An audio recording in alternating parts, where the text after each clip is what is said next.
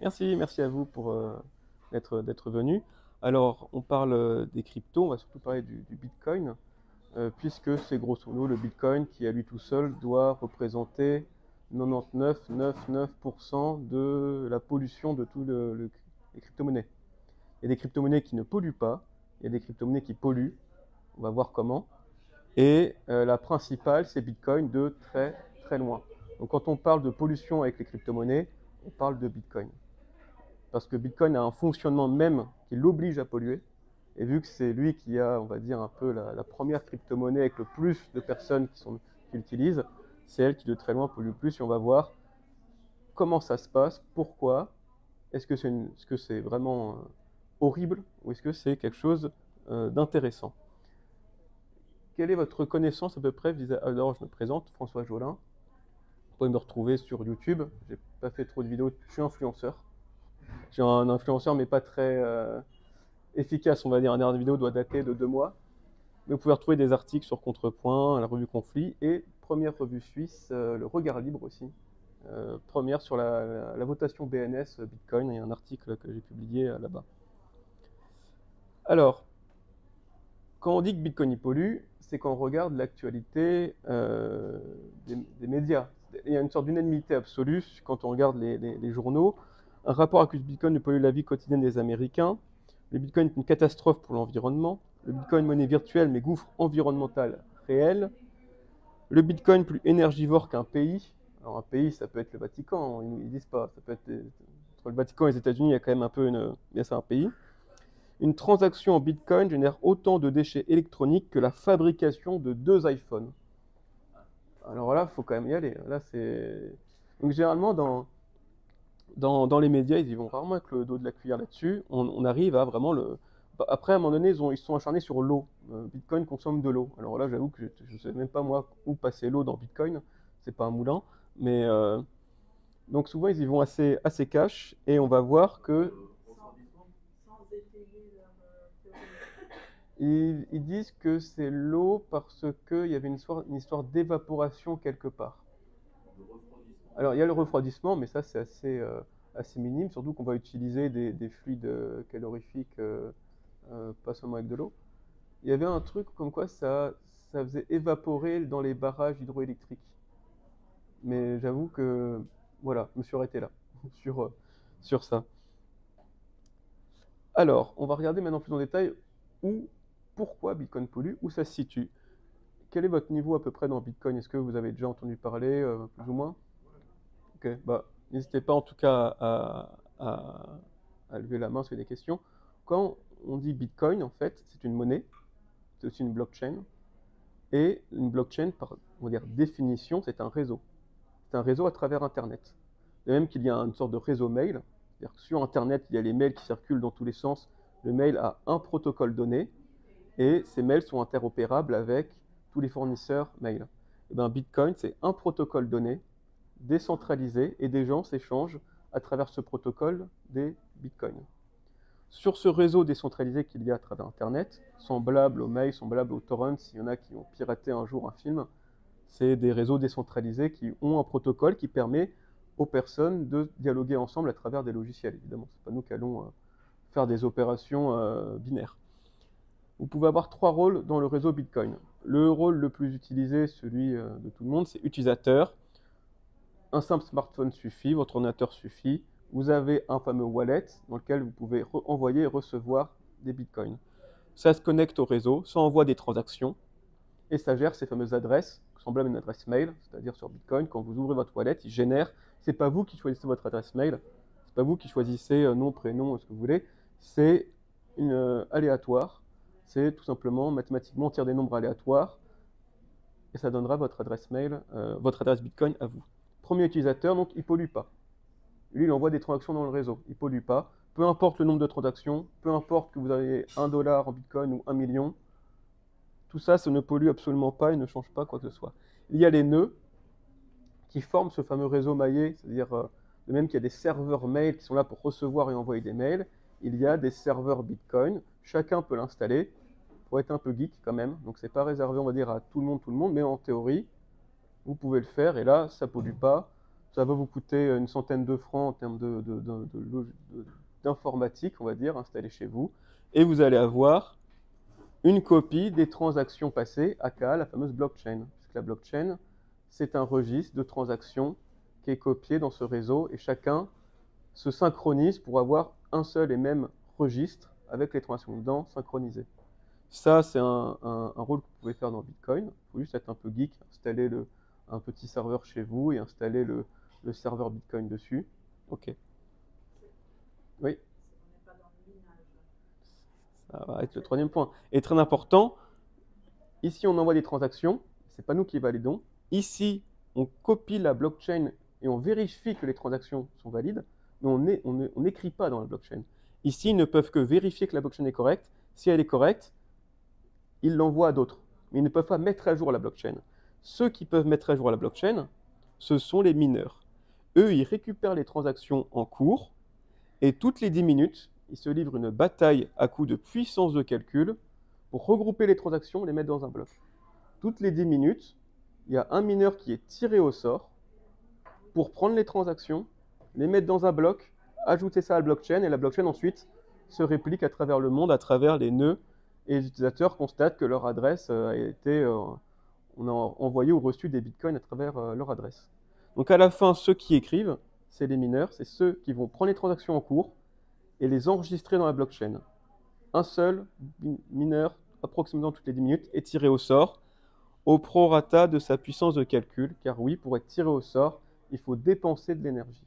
Il faut faire tourner un ordinateur, c'est pas notre ordinateur, c'est pas votre téléphone, c'est des ordinateurs qui sont dédiés, qui font que ça. Il faut un type de calcul qui s'appelle un hash. Et ce type de calcul, hash comme hasher en fait, c'est là d'où vient son nom. C'est H-A-S-H. C'est un type de calcul mathématique. Si vous voulez, vous, avoir une chance de mettre un bloc dans la blockchain, n'importe qui peut mettre des transactions. Vous envoyez une transaction, elle se propage dans le réseau, et si elle est valide, elle arrive dans le bloc. Mais pour prendre ces transactions et mettre dans le bloc, il faut dépenser d'énormes quantités d'énergie pour faire du calcul, pour avoir une chance d'être tiré au sort et de mettre un bloc dans la blockchain. Si vous avez 10% du calcul de toute la blockchain, vous avez 10% de chance de mettre le prochain bloc.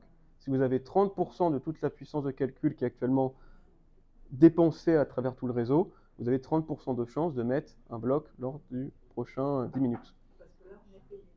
Exactement. Et ça c'est assez bénévole, on va dire. Vous ne gagnez pas d'argent. Là, dans chaque bloc, vous allez récupérer des bitcoins. C'est la manière qu'a trouvé le créateur du bitcoin pour ajouter des bitcoins dans le réseau. C'est qu'à un moment donné, si on veut s'échanger du bitcoin, il faut bien qu'ils apparaissent à un moment donné. Le protocole stipule que c'est ceux qui participent en usant des ordinateurs et de la puissance de calcul, on va les rétribuer pour les inciter à utiliser la puissance de calcul sur le réseau. Donc c'est à cet endroit précis que le bitcoin, il pollue. Ou plutôt, il calcule. Parce que comment est-ce qu'on relie une pollution en CO2 à un calcul? La seule donnée véridique que l'on a sur la blockchain Bitcoin à un instant T, c'est la puissance de calcul du réseau. Et elle est ici notée en octobre 2023, tout est en 2023, c'était à l'époque où j'ai fait la présentation, 450 millions de terahash seconde. Donc chaque seconde en ce moment même, il y a à travers le monde entier 450 milliards de hash qui sont réalisés par seconde. Et à un moment donné, il y en a un, il va dans ce hash trouver la pépite, comme on dit, et il va être tiré au sort pour aller ajouter la blockchain, pour ajouter un bloc dans la blockchain. Donc, c'est les mineurs qui polluent. Pour avoir le droit d'ajouter un bloc dans la blockchain, toutes les 10 minutes, ils ont 30% de chance d'ajouter un bloc dans la blockchain s'ils ont 30% de la puissance de calcul du réseau. Comment maintenant est-ce qu'on relie une puissance de calcul qui est la seule chose qu'on sait vraiment? Ça, c'est quelque chose, c'est public. On sait à un instant donné la puissance de calcul qu'il y a sur le réseau Bitcoin, de tous les mineurs qui font ce travail dans le monde. Maintenant, comment est-ce qu'on relie ça au CO2? Eh bien, le calcul est réalisé par des ordinateurs qui sont dédiés depuis très longtemps, c'est plus efficace d'un point de vue énergétique, donc c'est pas des ordinateurs de particuliers, c'est des ordinateurs qui font que ça, que du calcul Bitcoin. Ils font rien d'autre. Et ces ordinateurs tournent avec des générateurs électriques. Donc on va faire maintenant deux estimations, une favorable, une défavorable. L'ordinateur, si je prends en compte un ordinateur dédié Bitcoin, mais qui commence à dater, 2014, 10 ans, vous voyez, il est capable de faire 0,5 terahash seconde pour une consommation de 366 watts. Si maintenant je dis non, ils utilisent des machines récentes, 2023. Et les machines de 2023, Antminer, c'est le nom de la compagnie qui réalise ça. Donc les dernières machines de 2023, eux faisaient 200 TH/s pour 3500 watts. Il y a donc déjà un gain de 42.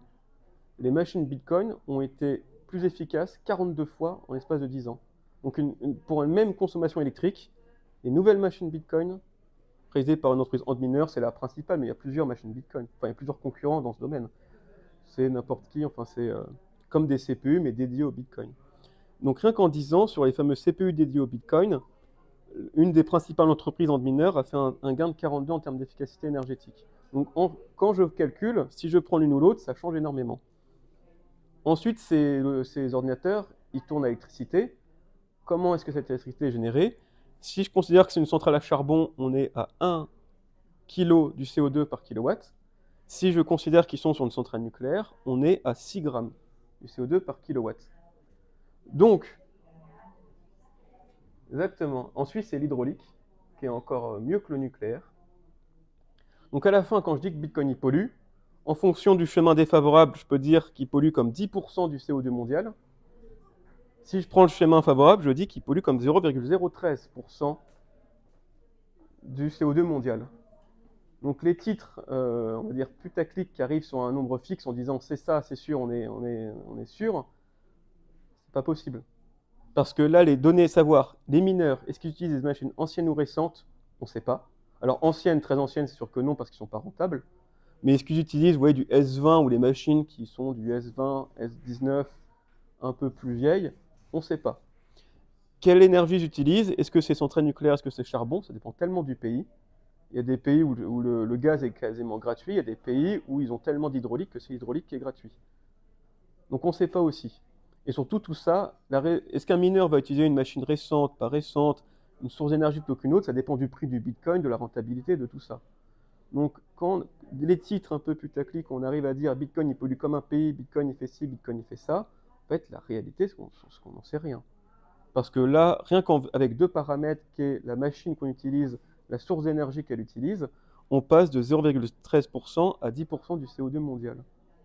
Donc actuellement, ceux qui vous disent ça pollue comme ceux qui vous disent c'est un miracle écologique, alors à mon avis, on est à peu près, je dirais, un grand maximum 1%, ouais, à peu près. Parce qu'il y a une réalité économique, c'est-à-dire qu'ils ne vont pas utiliser des machines vieilles, sinon ils ne sont pas rentables quand ils minent. À un moment donné, c'est que de la rentabilité qu'ils cherchent. Ils ne vont pas non plus utiliser du charbon ou autre, parce que ça coûte quand même plus cher le charbon que le nucléaire, que l'éolien, que l'hydraulique. Donc vu qu'ils vont quand même avoir tendance à aller chercher la rentabilité, ils vont utiliser des machines récentes, ils vont utiliser des sources d'énergie les moins chères. Ça permet de savoir à peu près, mais ça reste quand même des fourchettes assez vagues. Donc est-ce que Bitcoin pollue? Oui, mais on ne sait pas. Enfin, on a du mal à savoir. Deuxièmement, il pollue. Oui, oui, c'est vrai que même pas. Enfin, on pourrait faire la même chose pour les voitures électriques ou pour tout un tas de choses. Mais dans le... oui.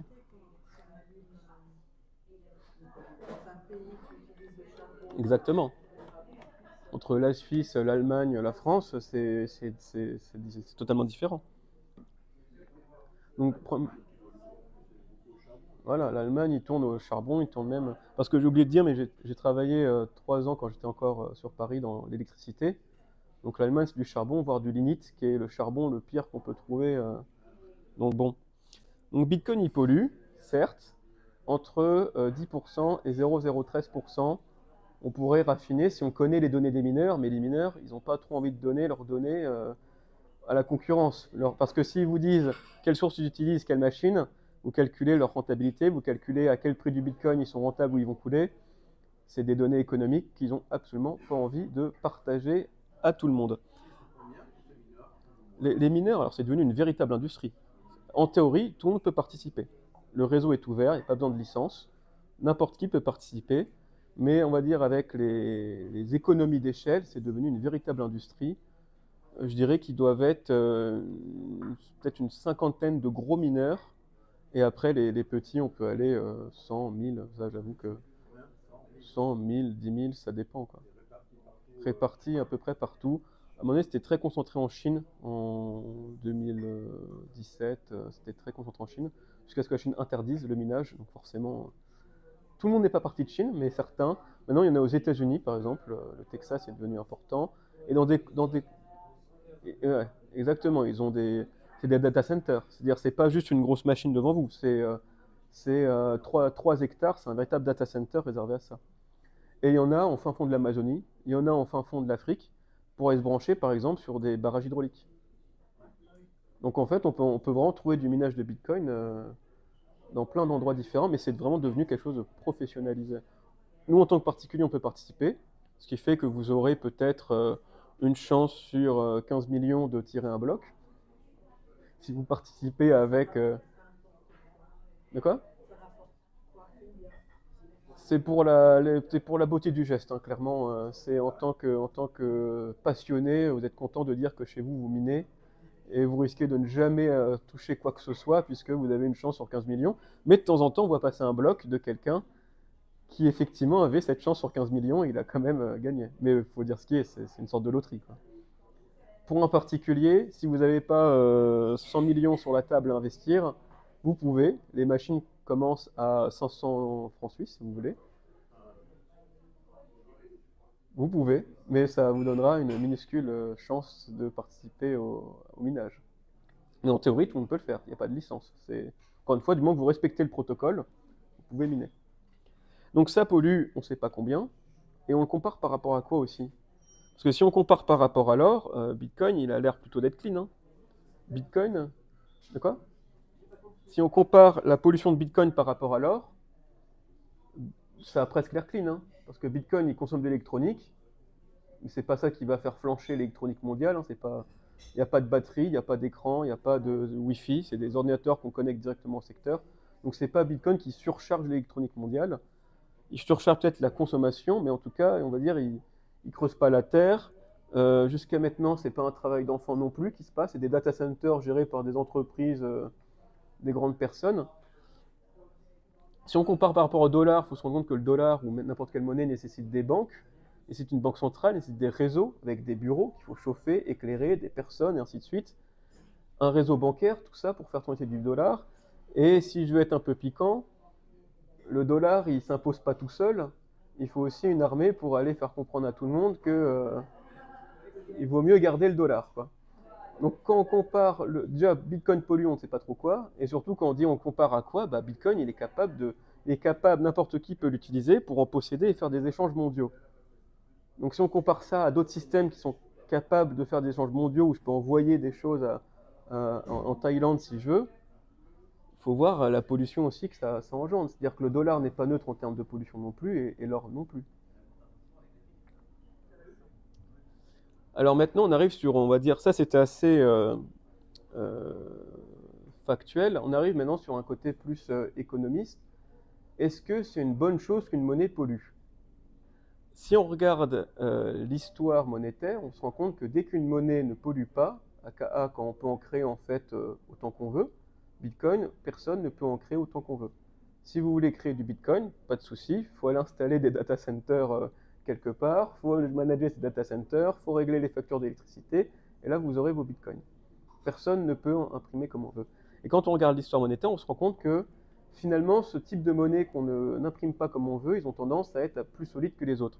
Ici, par exemple, c'était la pureté de la monnaie romaine au fil du temps. Ils ont commencé avec une pièce de 100% argent, et plus ça allait de mal en pire, plus la pureté de l'argent a dégringolé jusqu'à, on va dire, l'implosion de l'Empire romain. Et l'implosion de l'Empire romain, on le voit plutôt bien quand on regarde la pureté de leurs pièces en argent qu'ils mettaient en circulation. Donc bizarrement, dès lors que la monnaie a l'air de devenir plus quelque chose que l'État imprime comme on veut, plutôt que quelque chose de vraiment tangible qui nécessite de l'énergie pour être produit et que l'État ne peut pas imprimer comme on veut, ça a l'air de mieux se passer. Un autre exemple, c'est la Chine, qui était plutôt l'empire de l'argent, eux aussi. Ils faisaient avec des, je sais pas comment ça s'appelle, des tailles en argent. Ils ont mis des tailles en argent, ils sont passés au billet au 6e siècle, et plusieurs siècles après, ils ont été obligés de rétropédaler à grande vitesse parce que leur système s'était effondré. Pourquoi? Souvent la même chose, parce que l'État avait imprimé trop de billets, les gens n'avaient plus confiance dans le billet, sont donc revenus à l'argent.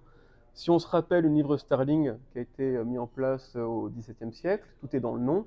Une livre sterling, c'est une livre, 453 grammes, d'argent qualité sterling, 92,5. Aux dernières nouvelles, 1 kg d'argent, c'est 1000 francs. Donc une livre sterling, c'est aujourd'hui 400 livres. Donc on est passé de 1 à 400. Quand on n'est pas... si vous avez votre pièce en argent, vous avez toujours une livre sterling. Si vous avez accepté le billet avec la tête dessus, là vous n'avez plus que 1 gramme d'argent. Non, je ne sais pas combien de grammes d'argent, peut-être 2 ou 3, mais pas plus. Pareil avec les pièces en or, où il y avait des pièces en or. Le Double Eagle, 20 $, bah aujourd'hui le Double Eagle il vaut 2000 $. Les 20 francs suisses comme les 20 francs napoléoniens, aujourd'hui ils valent, alors c'est en 2023, 350, mais je crois que maintenant on est même passé à 500. Et pour le 20 francs, lui, tu fais la conversion en francs, ça fait 2394. Donc ceux qui ont la pièce en or, ils ont toujours 2000 $ et ainsi de suite. Ceux qui ont le billet, parce qu'à l'époque c'était échangeable avec des billets, ceux qui ont gardé un billet de 20 $, ils ont un billet de 20 $. Donc la volonté du créateur de Bitcoin de dire ma monnaie va polluer, c'est pas un bug, c'était une fonctionnalité qu'il a mis dedans. C'est parce qu'il s'est dit, dans l'histoire, les monnaies qui ne sont pas basées sur un effort, les monnaies où, en gros, quelqu'un a le bouton magique, comme je crois qu'il y a 12 000 crypto-monnaies actuellement, il y en a peut-être 5 qui reposent sur une dépense d'énergie. 5 qui nécessitent une dépense d'énergie comme Bitcoin. Encore plus? Une cinquantaine, ouais. Et la plupart de ces cryptos, c'est pour ça que moi je sépare Bitcoin des cryptos. Bitcoin, il n'y a pas une fondation, il n'y a pas un chef, c'est décentralisé, c'est la même règle pour tout le monde. Vous voulez des Bitcoins, soit vous vendez des services, soit vous allez dans la mine version Bitcoin. Beaucoup d'autres cryptos se créent un peu, déjà le fondateur s'en est pris la moitié voire plus, et se crée, on va dire, des fois un peu à la... Les règles ne sont pas fixées, ça peut changer. Et surtout, ça ne nécessite pas d'énergie. C'est-à-dire, c'est littéralement comme peut faire une banque quand elle vous donne un crédit. Elle arrive, elle dit combien vous voulez, oui, vous êtes solvable. C'est parti, il y a 500 000, et paf, il y a 500 000 qui rentrent dans le système bancaire. La plupart des cryptos fonctionnent comme ça. La personne qui a la main sur cette crypto-monnaie arrive, dit je veux en rajouter 300 000, ils en rajoutent 300 000 s'ils veulent. Ça dépend de comment est paramétrée la crypto. Donc Bitcoin est quand même assez séparé dans le sens où lui, c'est une dépense d'énergie et pas qu'un peu. Vu que beaucoup de gens sont en train de miner en ce moment, il y a beaucoup de dépenses d'énergie, c'est décentralisé, il n'y a pas d'administrateur capable de changer les règles en cours de route, ainsi de suite. Donc le design de Bitcoin repose beaucoup sur une monnaie type pièce or plutôt que type billet. Et donc dire que Bitcoin pollue, c'est ça qui est un peu dit aussi, mais j'entends aussi beaucoup de gens qui disent Bitcoin il repose sur rien. Quel est ce rien qui pollue beaucoup? Et bien le fait que le Bitcoin repose sur rien, ce fameux rien qu'on dit, c'est la même chose que l'or. Alors je ne dis pas qu'il faut investir tout son argent dans Bitcoin, mais l'or, pourquoi est-ce qu'on en a? C'est parce que ça a déjà 3000 ans d'histoire et on a vu que ça ne se casse pas la gueule, parce que n'a pas Bitcoin pour l'instant. Mais on sait aussi que devant une pièce d'or, quelqu'un est descendu à la mine. Personne n'a pu créer de l'or comme il voulait. Et Bitcoin, par contre, actuellement, il apporte cette même garantie que si vous avez du Bitcoin, c'est que quelqu'un, à un moment donné, a branché des CPU dédiés, a investi des millions, a trouvé de l'énergie pas chère dans le monde. C'est devenu assez compliqué de miner du Bitcoin. Donc Bitcoin pollue, oui, et c'est pas une erreur, ça a été voulu. Et ça a été voulu pour se dire, les monnaies d'avant, bizarrement, quand ça polluait et que c'était pas un billet imprimable comme on veut, ça avait l'air de durer plus longtemps. Maintenant, un autre aspect aussi assez, on va dire, philosophique, pour moi c'est l'éléphant dans la pièce, on parle d'écologie dans tous les sens. Il y a une chose qu'on ne dit pas, c'est peut-on vraiment être écologique avec une monnaie inflationniste? Une monnaie inflationniste, c'est le dollar, c'est le franc suisse. Toutes les banques centrales disent tous les ans, on a un objectif de 2% d'inflation, aka tous les ans, on va vous faire perdre 2% de valeur sur votre patrimoine libellé en francs suisses, en dollars ou ainsi de suite. Si on a une monnaie inflationniste, qu'on va faire, une monnaie on sait que ça descend à chaque fois, la transition est... On va déjà chercher à la consommer.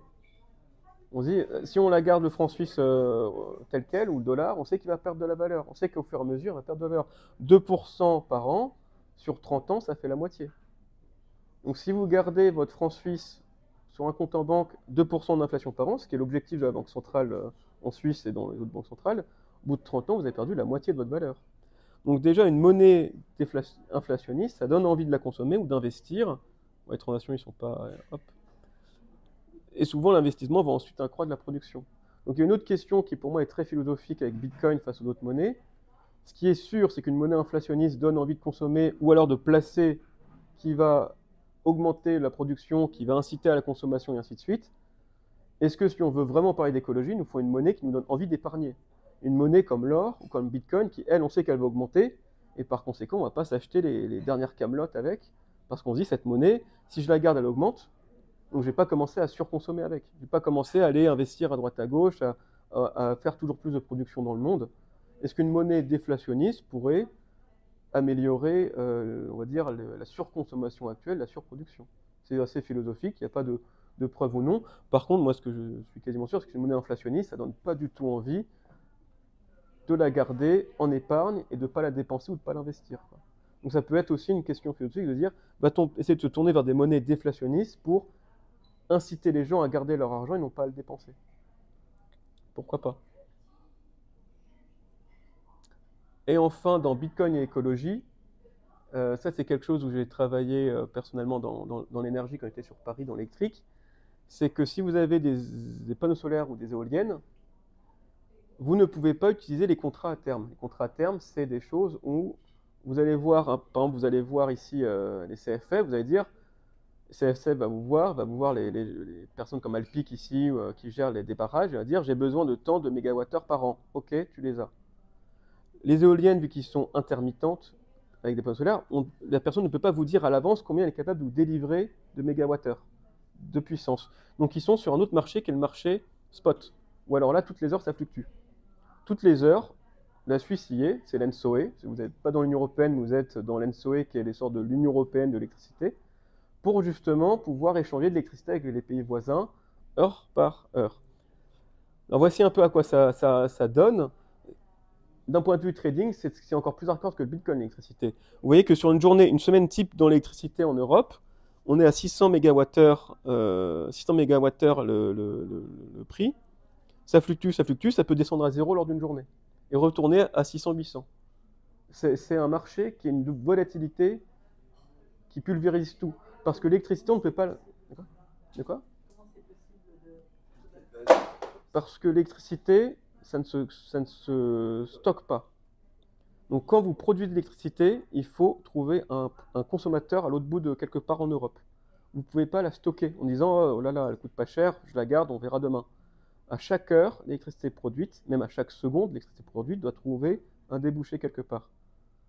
Donc la personne qui produit ne peut pas faire la fine bouche. Si le marché n'en a pas besoin de son électricité, ben, ça vaudra que dalle. C'est le cas du jour-là. Mais il y a pire. Durant le Covid, le pétrole était passé à un prix négatif. Ce n'était pas le pétrole, c'était un produit dérivé du pétrole, les options futures. Ça avait fait tout un tatouin, oh là là, le pétrole est négatif. Dans l'électricité, tous les étés, ça chute, vous voyez, à moins 500 mégawattheures. Pourquoi? C'est parce que typiquement, on a installé trop de panneaux solaires, autant le dire, ce qui fait que si jamais toute l'Europe se met à avoir un beau soleil, tous les panneaux solaires consomment au même moment, sauf que l'été, en plein après-midi, il n'y a pas de consommation d'électrique, c'est là où on consomme le moins, c'est là où il y a beaucoup de production maintenant d'électricité solaire, tout le monde cherche à se débarrasser du solaire. Maintenant, tous les étés, on a des pics comme ça vers le bas de moins 500 MW. Moins 500 MW, c'est-à-dire que vous, producteurs de panneaux solaires, vous devez payer pour qu'on consomme votre électricité. Et pareil pour les éoliens. Les barrages ont ce côté-là de les barrages avec l'eau, on peut le stocker quand même. Les barrages, c'est ce qu'il y a de mieux en termes de, c'est vraiment en termes de pollution, on va dire, de mettre en place l'infrastructure, en termes de capacité que c'est capable de délivrer. Moi, je travaille donc à RTE, tout ça c'est public, on peut aller voir sur RTE. Quand on allume un barrage en France, ça consomme comme une centrale nucléaire. Donc c'est capable, les barrages, c'est pas des éoliennes où ça fait 4 maisons. Un barrage, quand ça démarre, ça peut vraiment produire quelque chose de significatif, quoi. Et c'est stockable plus ou moins avec l'eau. Donc s'il déborde, il faut commencer à liquider, mais c'est à peu près stockable. Donc là, vous voyez que dans les énergies renouvelables, on a un gros problème.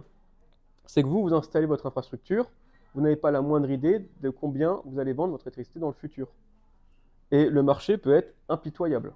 Il peut vous dire 0 ou 500 ou moins 500. Donc ça ne donne pas envie. Ce qui fait que ce qui est mis en place, alors je connais beaucoup la France parce que c'est là où j'avais travaillé, la France dit bah, vends ton électricité au marché et moi je te fais un tarif plafonné. Salut. Moi je te fais un tarif plafonné à 92 € le mégawattheure. Parce que sinon personne au monde ne voudrait installer un panneau solaire, une ferme solaire ou des éoliennes. S'il sait qu'en plus, quand il y a du vent, tout le monde va revendre son éolienne et le marché va chuter, ça donne envie à personne. Donc ce que fait l'État et ce qui nous coûte assez cher, c'est que dès qu'il y a un panneau solaire quelque part, dès qu'il y a une éolienne, s'il est là, soit c'est que le mec est totalement fou, soit c'est que l'État a dit, bah oui, oui, vas-y, et si jamais le marché te propose 0, moi je te propose 92 à côté. Sinon, franchement, ça donne pas envie d'installer un panneau solaire. Et là où Bitcoin peut être intéressant, c'est que les mineurs de Bitcoin, eux, ils ont ce côté-là de leur ordinateur, ils peuvent éteindre, allumer comme ils veulent. Ce n'est pas le cas de toutes les industries. Si vous éteignez une industrie, par exemple une cimenterie, c'est toute l'usine à refaire. Hein. Le béton, il sèche, c'est fini. Si vous arrêtez des usines chimiques, ça peut avoir des risques d'explosion. Il y a des contrats très stricts là-dessus. Hein. Donc, la plupart des industriels, si vous arrêtez leur usine comme ça du jour au lendemain, même d'une heure sur l'autre, ils perdent des milliards tout de suite. C'est parfois même très dangereux. Le Bitcoin, c'est une industrie qui consomme énormément et qu'on peut éteindre dans l'heure suivante, si on veut. Ça ne pose pas de problème. Ça ne va pas créer un cataclysme. Donc j'ai fait les choses que j'aime bien faire, c'est calculer tout ça avec de l'informatique. Champion numéro 1, je prends la production d'éoliennes et de solaire en France x 92 pour voir ce que gagne un producteur éolien en France avec l'État. Choix numéro 2, qu'est-ce que donne ce producteur éolien s'il revend tout sur le marché spot heure par heure? C'est-à-dire au moment où il produit, il voit le prix, il revend. Solution numéro 3, plus compliqué à calculer, que si le producteur éolien utilise sa consommation dans des mineurs, les fameux ordinateurs Bitcoin comme ici, par rapport aux paramètres du réseau Bitcoin et par rapport au prix du Bitcoin, combien est-ce qu'il gagne? En gros, si on utilisait l'éolien et le solaire pour miner Bitcoin, est-ce que ça gagnerait plus que ce que ferait la personne sur le marché? Et voici les graphiques obtenus. En rouge, les subventions d'État. Donc c'est bien, hein, mais il ne faut pas compter trop dessus. En bleu, le marché. Alors si ici, je n'ai pas de données, c'est pas qu'il y a eu un blackout en Europe, c'est qu'il n'y avait pas les données sur Internet, je n'ai pas réussi à les trouver. Ce qui s'est passé en 2022-2023, c'est la crise en Ukraine qui a fait exploser le prix de l'électricité en Europe. Parce qu'on a manqué de gaz russe. Et pour une raison que je n'expliquerai pas là, le prix de l'électricité est lié au gaz. On n'a jamais manqué d'électricité. Parce que nous, on a accès, on va dire, à notre propre... mais ceux qui dépendaient du gaz pour faire tourner leurs turbines, c'est passé, mais c'était assez chaud. Par contre, le prix de l'électricité, lui, il a flambé. Alors quand nous, on a des contrats à terme, nous, en tant que particulier, on a des contrats à terme. On a écrit, ça coûtera tant de kilowattheures la prochaine année, point final. Mais ceux qui devaient aller sur le marché spot pour revendre leur électricité, ils ont pu, après la guerre en Ukraine, faire des profits gigantesques parce que le prix de l'électricité a monté dans des proportions énormes. Et donc quand on voit une période plutôt calme ici, on voit que le minage de Bitcoin, ici en orange, est de loin assez rentable. Donc, plutôt que de subventionner avec notre denier à nous public, on pourrait très bien dire aux producteurs éoliens, va sur le marché si le marché te propose quelque chose d'intéressant, sinon revends-le à un mineur. C'est très rentable. Et c'est ce que font... Alors en Europe, on est encore un peu, on va dire, frileux là-dessus, mais c'est ce que fait par exemple le Texas. Le Texas, ou des parties un peu reculées en Amazonie ou en Afrique, ont déjà des mineurs reliés à leur barrage hydraulique ou à leur production solaire ou éolien, qui sont là en disant, si jamais il y a trop, moi je suis là pour prendre tout ce qui est en surplus. Et je paye évidemment cette électricité. Moins cher que le ferait le marché, quoi. Donc le Bitcoin a plein de facettes. Oui, il pollue. Plutôt, je crois que j'avais fait une slide. Ah, là, c'est pour le solaire. Le solaire, c'est la même chose, juste qu'on voit les étés arriver, quoi, forcément. Donc, le Bitcoin, il pollue, oui, mais on ne sait pas le chiffrer, ni même le comparer. C'est difficile à faire autrement. Est-ce qu'une bonne monnaie est liée à l'énergie? Ben, moi, j'aurais tendance à oui. C'est pour ça que, personnellement, moi, j'ai pas d'autres cryptos que Bitcoin. J'avais de l'Ethereum, mais Ethereum avant utilisait de l'énergie, et maintenant ils ont arrêté d'utiliser l'énergie Ethereum. Avant, Ethereum, comme Bitcoin, nécessitait de l'énergie pour être créé, et plus maintenant. Ils ont changé Bah, moi, j'ai préféré m'en débarrasser. Je préfère les monnaies où je me dis, c'est lié à quelque chose de physique. Même si c'est numérique, le Bitcoin est lié à quelque chose de quand même tangible. Il y a des personnes qui doivent faire tourner des data centers, quoi. C'est mon humble avis. Ça, c'est pas du tout à vous de voir. Est-ce que l'inflation est compatible avec la décroissance? C'est la vraie question que personne ne se pose, mais qu'il faudrait un jour se poser, parce que nos monnaies, je ne parle même pas du système monétaire avec le système de crédit sur lequel est basé le système monétaire, qui fait que s'il n'y a pas de croissance, je ne sais pas comment la monnaie elle fait pour résister. Mais est-ce qu'une monnaie inflationniste est compatible avec les envies écolo en ce moment? C'est l'éléphant dans la pièce. Moi, je pense que non. Si on veut faire de l'écologie, il faut revenir sur des monnaies comme l'or ou autres qui nous incitent à épargner et pas à dépenser ou à investir. Est-ce que le minage peut financer les ENR? La réponse est oui, hormis les secousses avec les crises et compagnie qui peuvent faire varier le prix de l'électricité très haut. Mais sinon, d'une manière générale, les énergies renouvelables peuvent très bien se marier avec le Bitcoin pour éponger le surplus de production ou quand le marché propose des prix très bas. Il peut y avoir des mineurs de Bitcoin qui disent bah, moi je te garantis de toujours te racheter ton électricité à ce prix-là si le marché n'est pas suffisant. Donc le Bitcoin et l'écologie, c'est un couple qui ne souhaite pas trop rester ensemble des fois, mais c'est un couple qui a des intérêts à rester ensemble, des intérêts qu'on ne voit pas tout de suite parce qu'on parle beaucoup de la pollution du CO2 qui certes est là, mais déjà on ne sait pas vraiment très bien la mesurer. Et quand on creuse un peu le sujet, on se rend compte qu'en fait Bitcoin pourrait être un allié pour l'écologie. Et je crois que c'est la fin. Alors si vous voulez, oui, ça c'était mon. Si vous avez des questions sur Bitcoin ou autre, j'ai un livre disponible sur Amazon. N'hésitez pas à aller regarder. C'est fait pour les débutants, pour ceux qui veulent savoir comment ça fonctionne, comment en acheter. De quoi? Je pourrais vendre des formations, ouais. Je pourrais vendre aussi des formations, ouais. Je préfère faire un. C'est pour si vous voulez acheter sur Amazon, je mets ça à la fin de la présentation. Mais la vraie conclusion, ouais, elle est là. C'était plutôt celle-ci. Est-ce que vous avez des questions sur